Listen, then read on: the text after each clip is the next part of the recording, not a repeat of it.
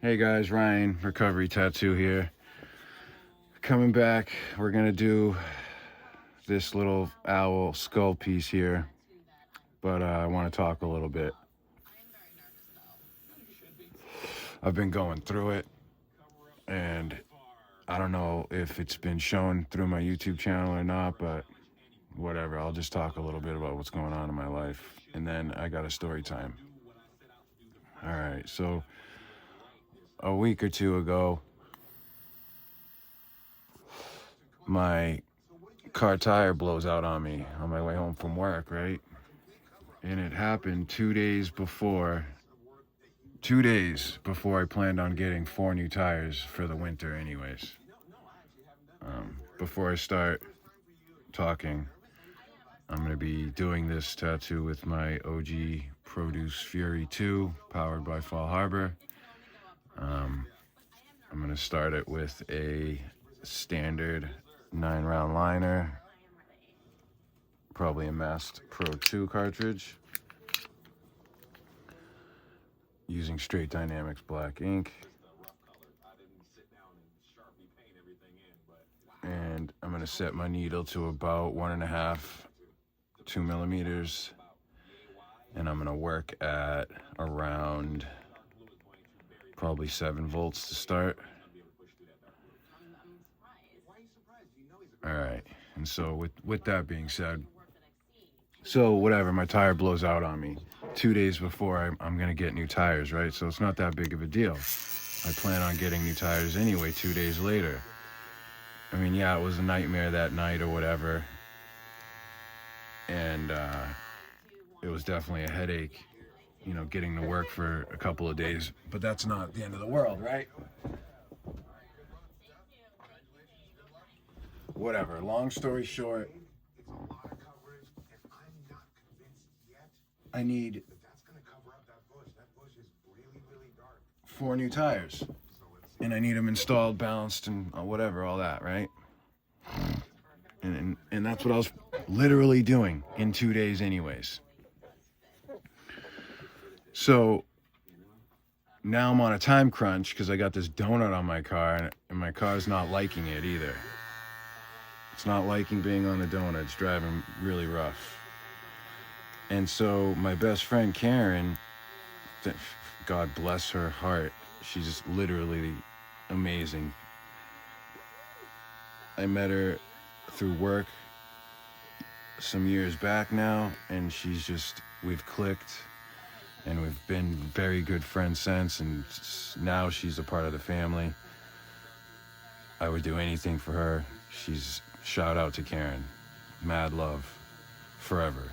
Anyways, while I'm at work stressing, freaking out about all of this, I send her the money, and she drives all the way to the fucking Rochester Walmart, which is far. It's far. Because that's where the cheapest tires were that I could find. So whatever, this isn't even it, right? So not only does she go and get the tires, she brings them back to my house and drops them off at my house while I'm at work. God bless her fucking heart. If anyone ever did anything to that woman, I would fucking murder them. But anyways, so I do all that. She even also calls that day and makes the appointment for me and finds the place that's going to put them on the cheapest as well. And so all I got to do is show up and pay. And so I was extremely thankful for that. And shout out to Karen for that, right? So I show up to do it. It's all good. The price they quoted me was good. All right, good.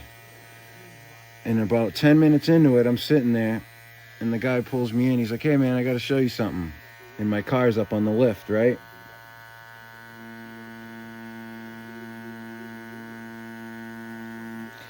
And with one hand,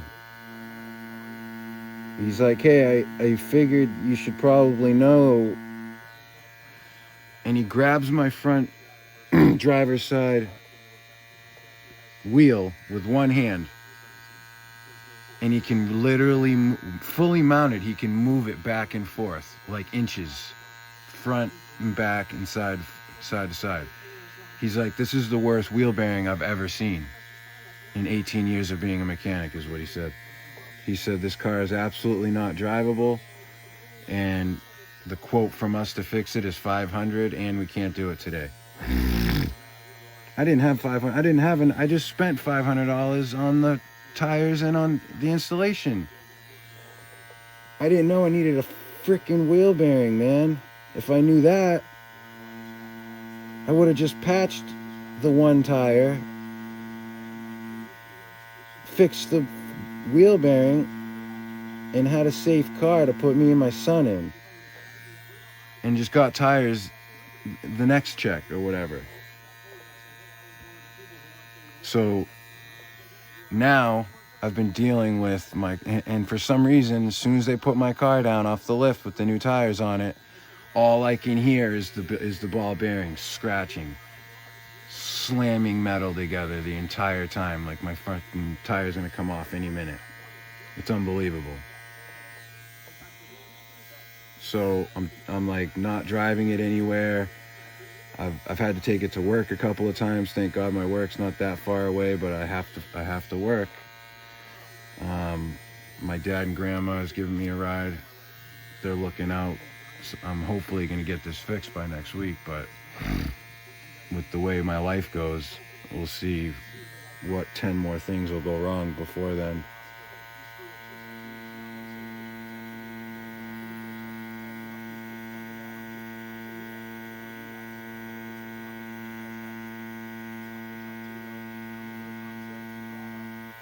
So,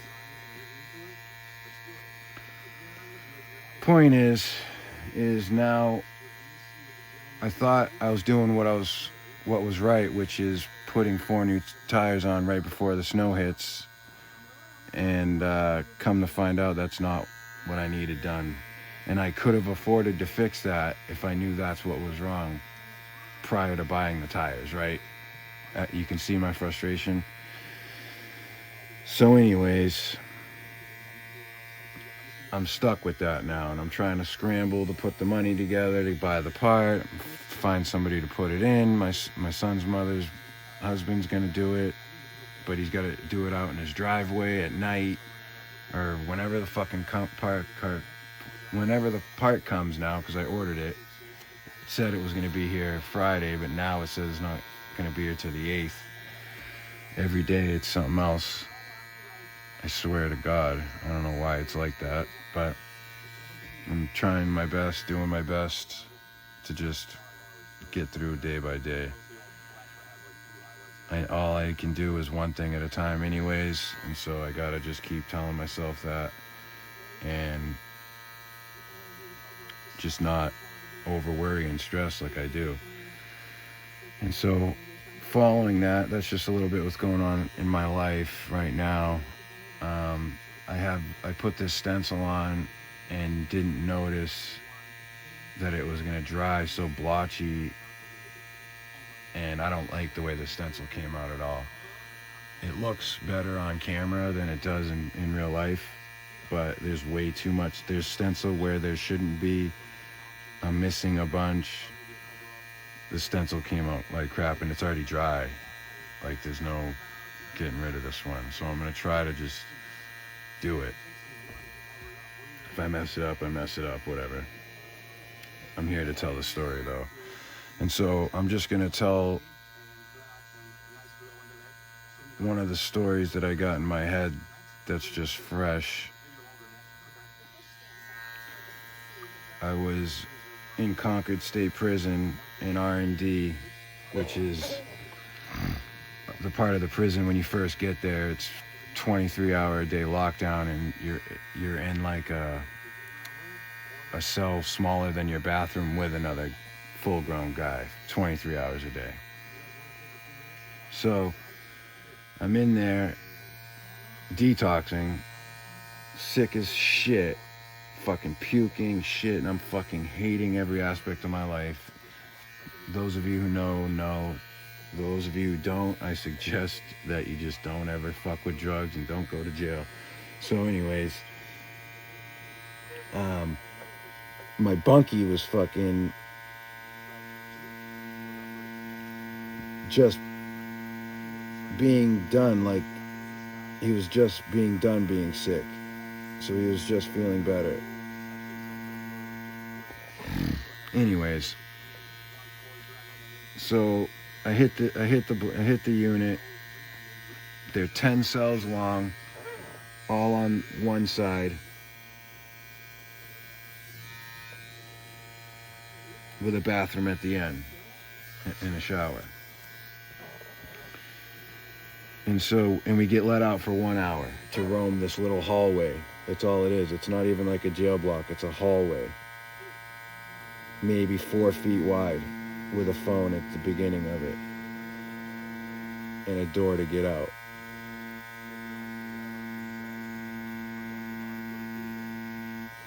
So I'm in there, so sick, man. Oh my God.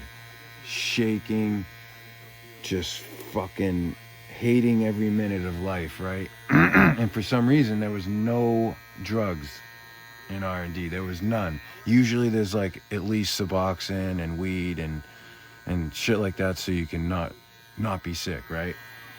For some reason, there was nothing. Dry.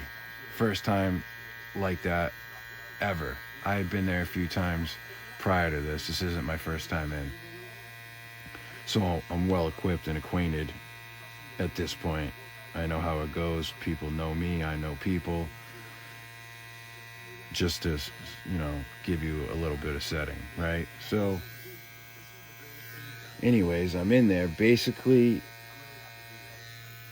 I can't even get out of bed. I can't eat. I can't sleep. I can't anything, right?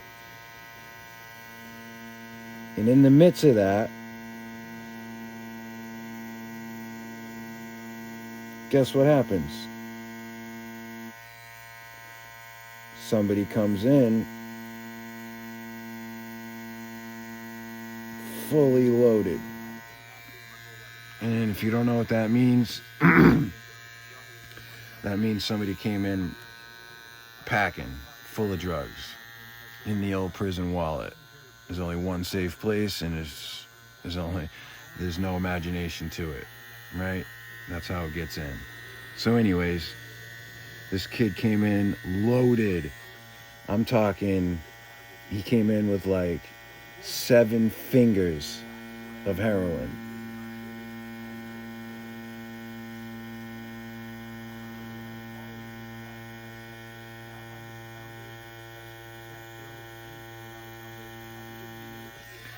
Holy shit, that was a long line. I shouldn't have pulled it that long.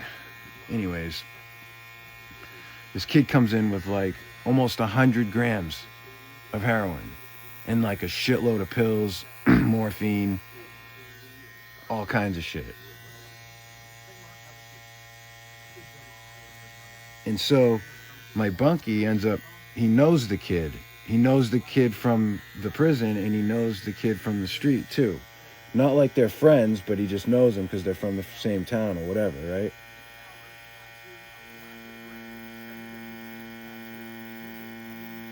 And so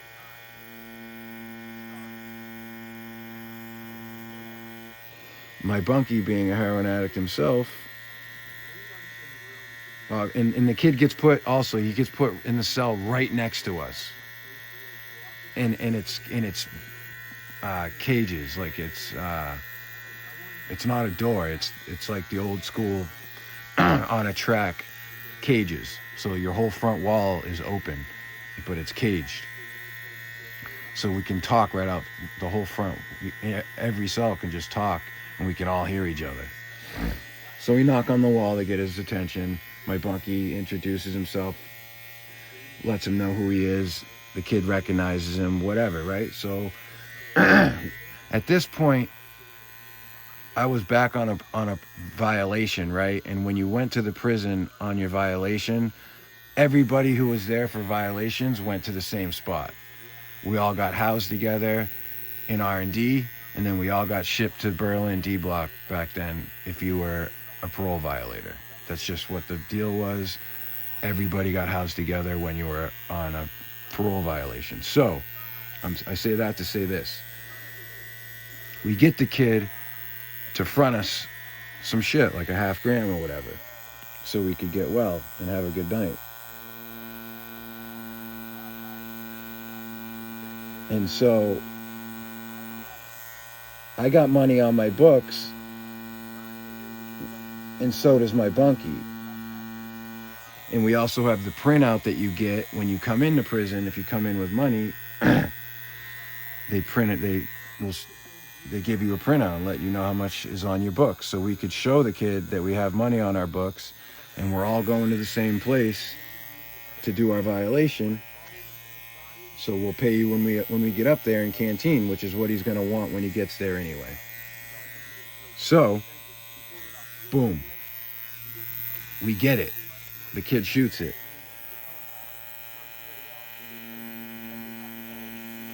And so the next day or so, a lot happens because that's a lot of heroin to hit the unit. And so there's a lot of activity up and down my block. There's runners that they keep out. So on the block, there'll be 2 people that they keep out for cleaning. And so they get to stay out of the cell all day, but just in that tiny ass hallway. And so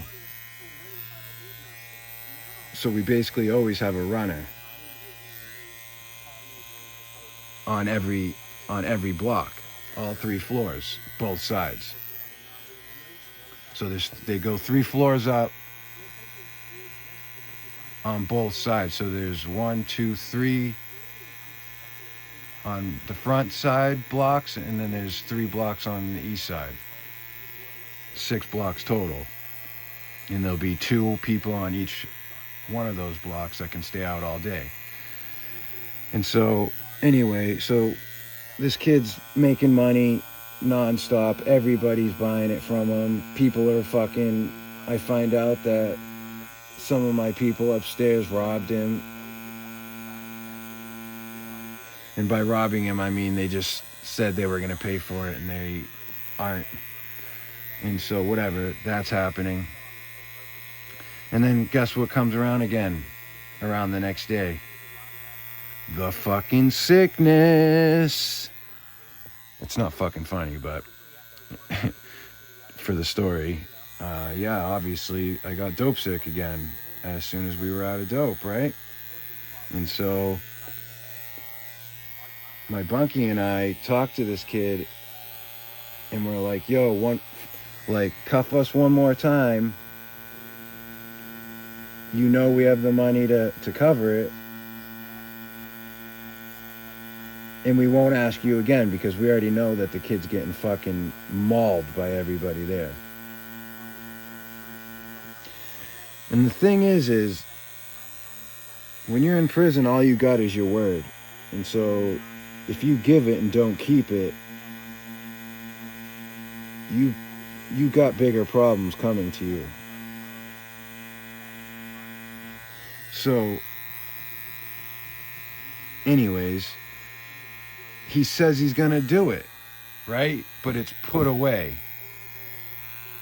So that I didn't think was true, but it's a possibility that it could have been. So, okay, he says wait till later. Okay, I'll wait a little bit. And so hours are going by and we're just locked in and we're just sitting there. But I'm also friends with the guys that are out all day. And so they're at my cell a lot.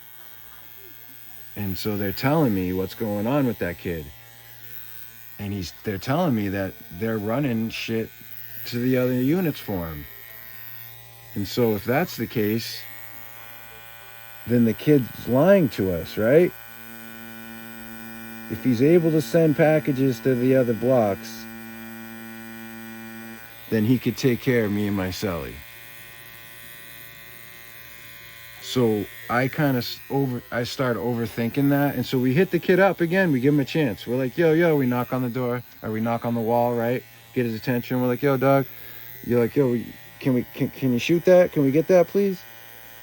And he's like, yeah, it's just not, I haven't taken it out yet, rah, rah, rah, rah. And so at that point, we know he's lying to us, because we got the guy on the block who keeps taking shit from him and bringing it to other places, telling us that he's got it out. And so we give it a little more time,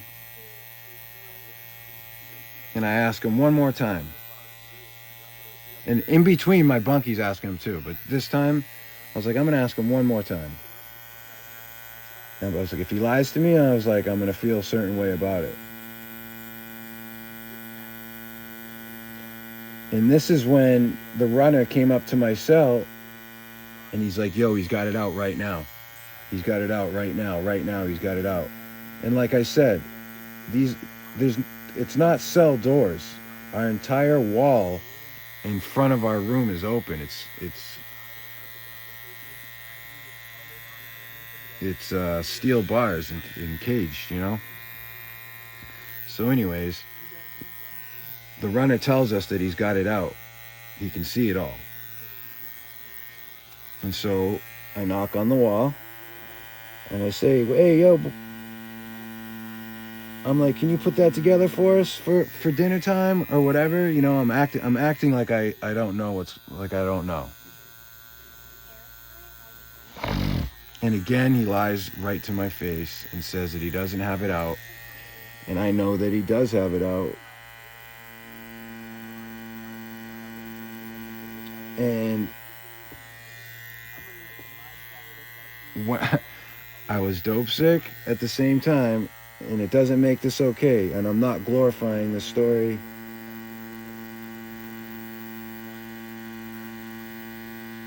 What I did was disgusting. So I look over at my cellie and I say, dude, the guy's fucking just lying to our fucking face. If he didn't want to do it, why didn't he just say no, he doesn't want to do it, and we wouldn't be sitting here all day thinking we're getting something that we're not.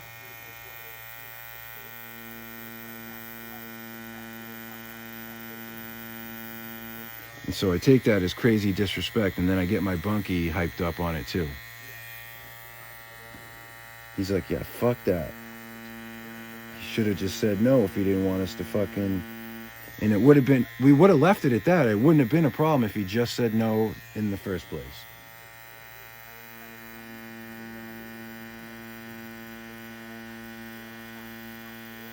So right away, I'm like, yo, why don't we just fucking take everything he has? I'm like, that's a lot better than just the $500 we're fucking asking for. He's sitting over there. We know that upstairs got a finger and somebody else got some and a few people got some. We know there's at least 50, 60 grams left. I mean, on the street, that's a lot. Forget about in prison, that's a lot. Fucking A. And so, my bunkie's for it. He's like, yeah. And so we start talking about how we're going to do it, when we're going to do it, all that.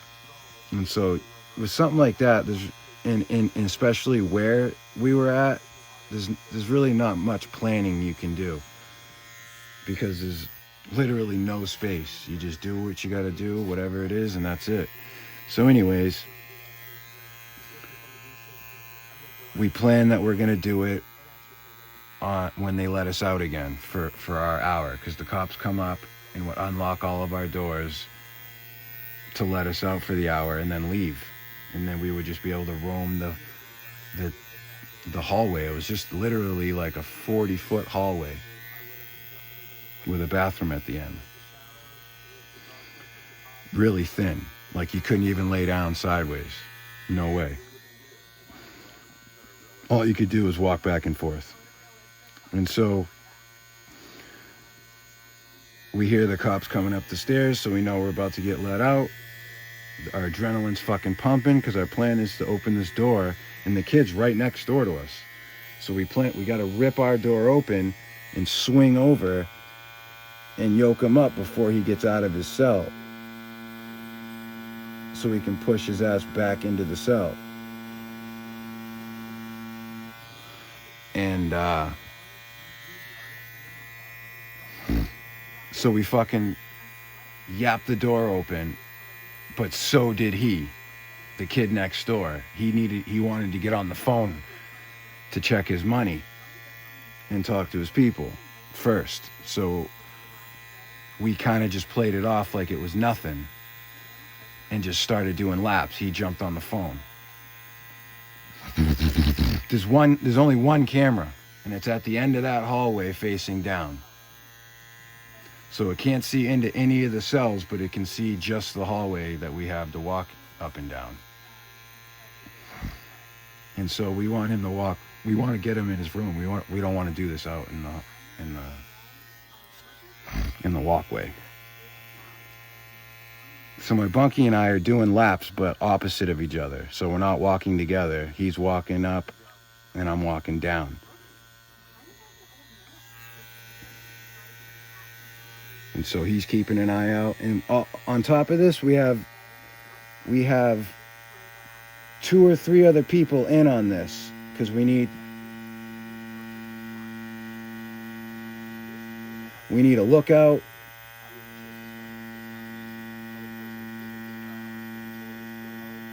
We need the guy that's out all day.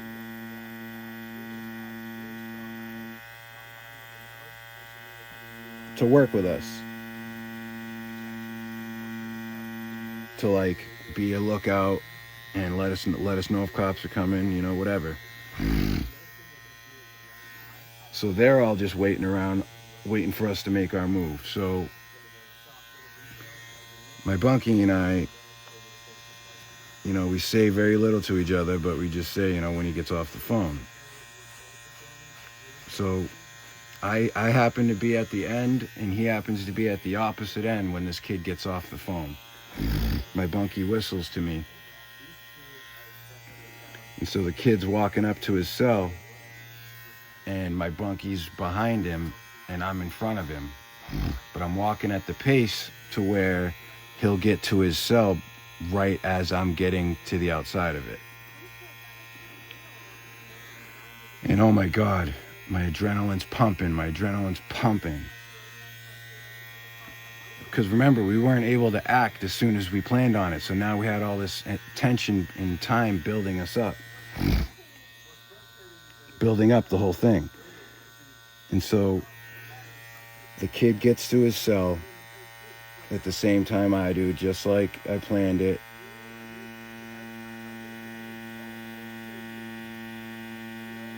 And as he was walking in, I was behind him. He had his back to me. And I said his name. He turned around. And as he was turning around, with everything I had in me, I swung as hard as I could. As hard as I could. Like it was the last one I was gonna have. I don't know why. The kid wasn't bigger than me. I wasn't scared of him. Nothing like that. I don't know why I did this, but I think it was just the adrenaline. And anyway, and as he's turning, you can picture it, slow motion. He's turning around because I said his name. As soon as he make eye contact with me, my fist hit his jaw.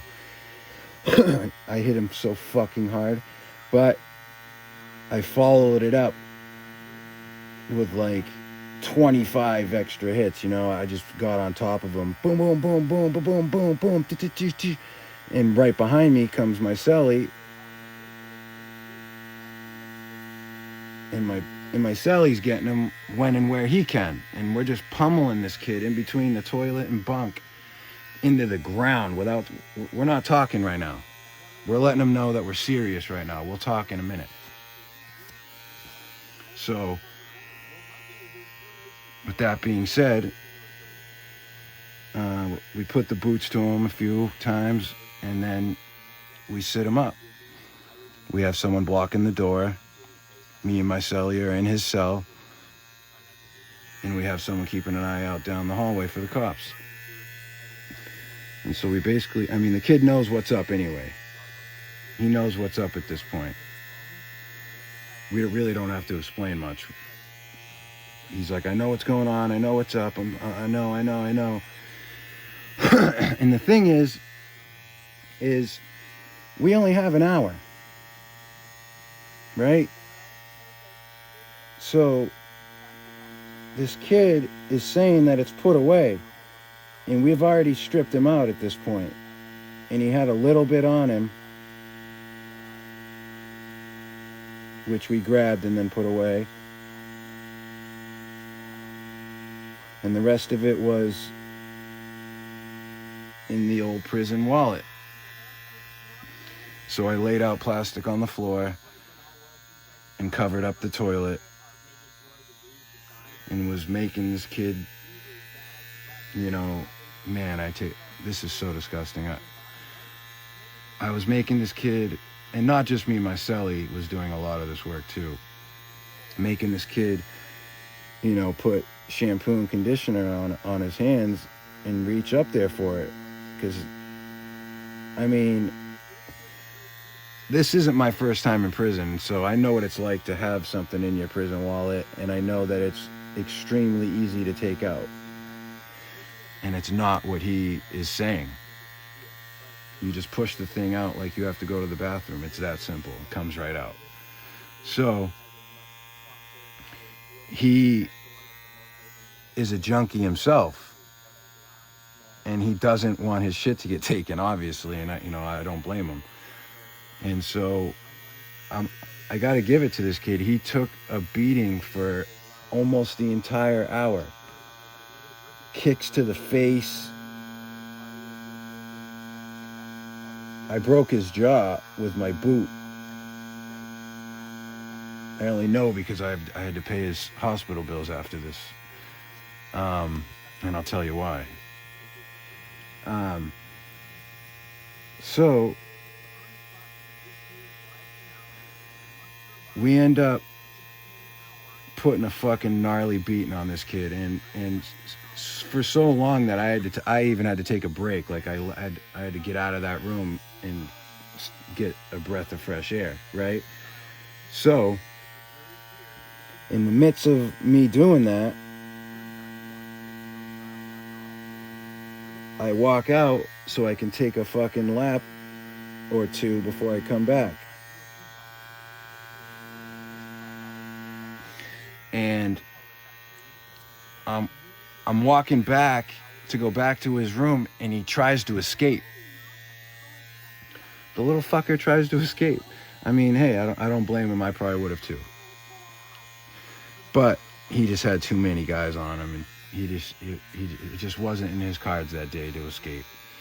And so he got up to the front of the cell where it's all bars, like I said, and so he's gripping the bars as hard as he can and trying to pull himself through the doorway, but there's a guy blocking him, my cellie pulling him from the other side, the guy blocking him. Now I'm at the front of the cell out in the hallway feeding him punches through the door, and I'm punching his wrists, his knuckles, so he'll let go of the bars, and so he could fall back into the cell and not be on camera, right? But all this happened while I was walking back up, and so all of my motions and actions were caught on camera. And so I'm out in the hallway feeding punches into the cell door of this kid who's trying to escape. And eventually, after enough hits, obviously, he lets go and falls back into the cell. And I don't need to keep going on the beating. I mean, that kid, let's just say for 55 minutes, was taking full-grown men, punching and kicking him in the face over and over and over again before he gave up his shit. And he didn't even give it all up. We actually didn't even get it all. So whatever, boom. We basically get a large amount, enough anyways, and then we hear the keys coming. Cops are coming to lock us in. Our time's up, right? This kid is beaten, bloodied. We know right away that the cops are going to lock everybody down and do a knuckle check. We know that's coming. He's getting yanked. That's just what happens after every single fight or anything of violence that happens. That's just what happens. So anyways, we knew this even going into it. So the cops come upstairs. We're like rebagging all the fucking dope. The kid had a bunch of weed on him too, so I'm putting everything together and so I can put it away quickly because I know the cops. The kid, when the cops hit the unit, the cops come up, we walk out the cell. The second we walked out the cell, the kid shut the door and locked it. He didn't even let his cellie in. He shut the door and locked it. And the cops came in and he says, I gotta go. And the cops looked at him, said, holy shit. They unlock the cell, cuff him, take him out because he's beaten up. He needs to go to the infirmary, and he's saying that he has to leave. He's in fear of his life. And when that happens,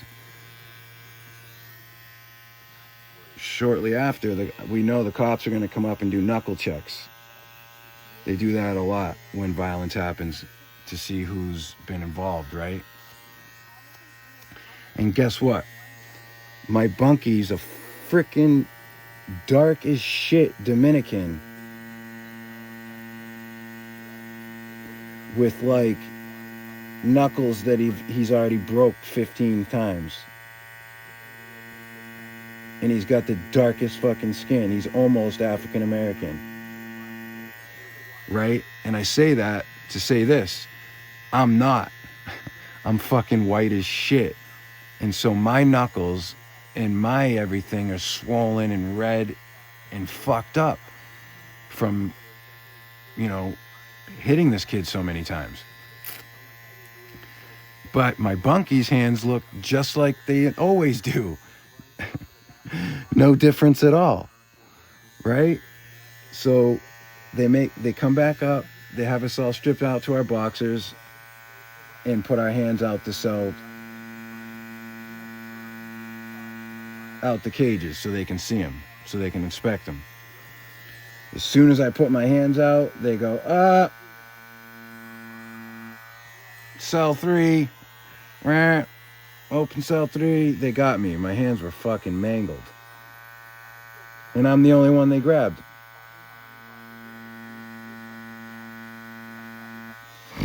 Which, when you're in prison, you gotta do shit always thinking that you're going to be the one who goes down alone because you're never going to tell on your friends no matter what. And especially, like, you're in trouble anyways. Telling on your friends isn't going to fucking do nothing. You're busted too. So don't be a sucker. Take your time. Or don't do the crime, right? Anyways. So the cops yank me down. I know what's next for me. I'm going to the hole. I've been there before. I know exactly what's up. But I am worried because I'm replaying the whole assault in my head. Like, okay, what happened? Who was involved? How bad is he hurt? So the cop comes around the corner after bringing me downstairs, and he's like, what do you have to say? Rah, rah, rah. And I'm like, I was like, I'll plea out to a mutual combat right now. I didn't want them to come in, and they were saying this too.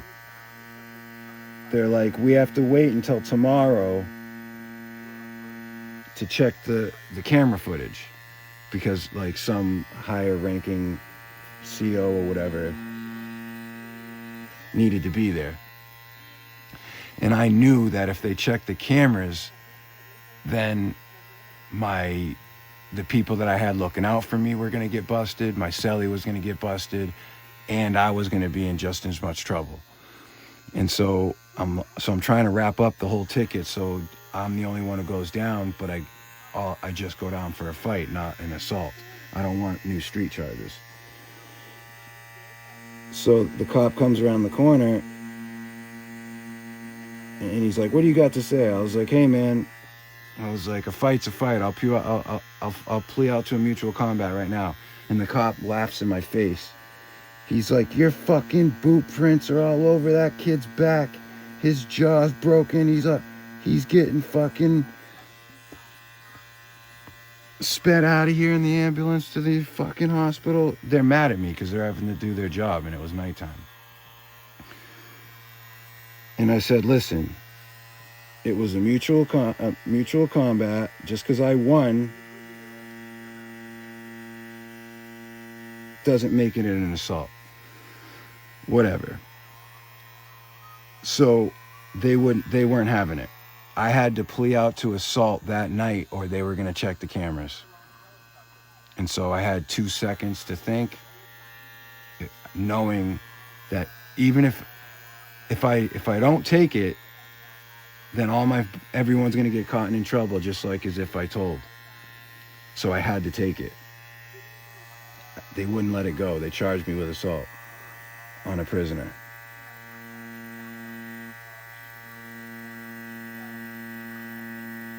So here I go to the hole with a decent amount of heroin and weed and cigarettes.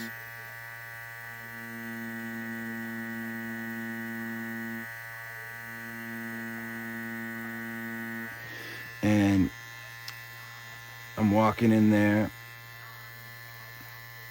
and it's fucking hell walking in the shoe. You can smell it. It's so dank and musty and dirty and just gross, right?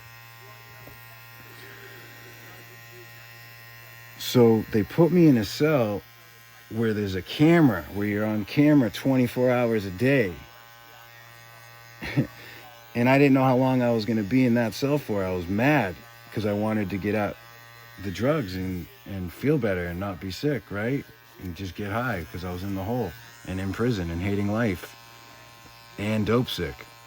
And I just did all that fucking work and fucking got in trouble. Now I want to reap the whatever reward there is to that. And to me, at that time, it was drugs. And so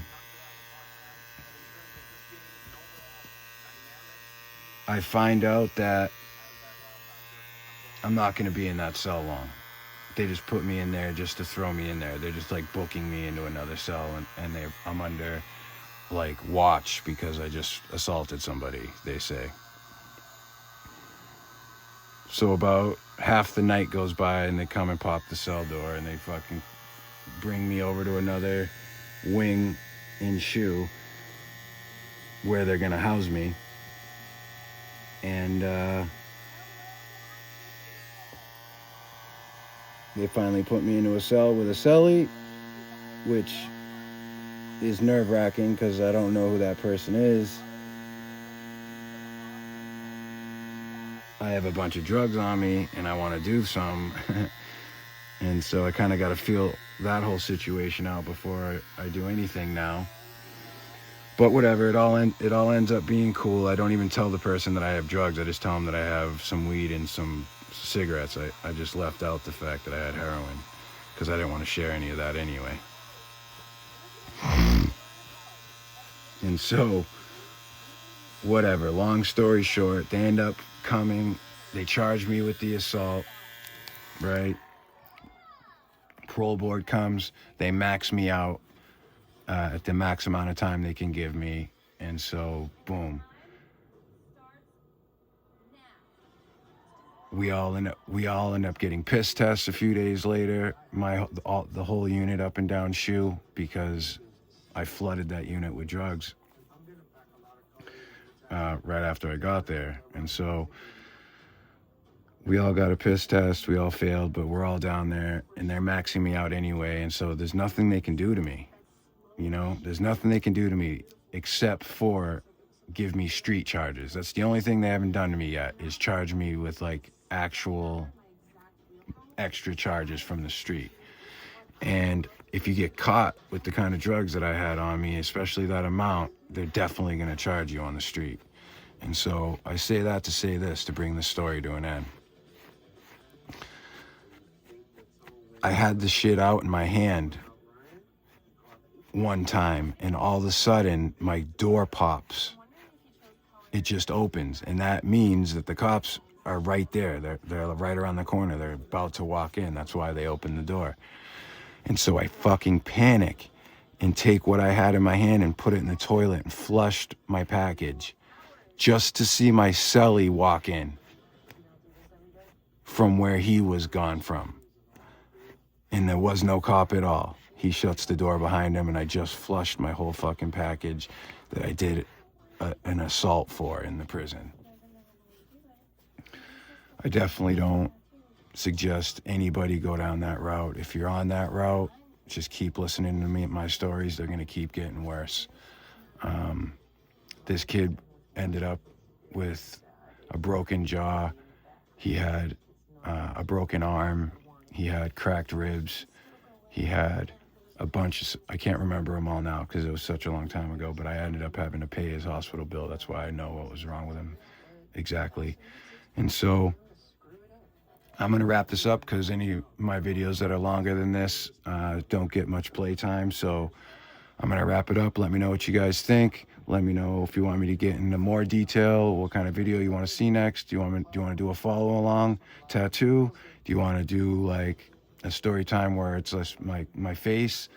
I can go live now, but only with, there's like a cap with the live. I can only have my subscribers plus 25 people, it says, until I have 500 or more subs. But I'm not doing this for subscribers. I'm doing this for just whatever kind of community I can put together that's like-minded and that are into the same thing. All right? Like, comment, subscribe. Let me know what you want to see and hear next. And I can't wait to see what we're going to do next. All right, guys? Love you. Bye.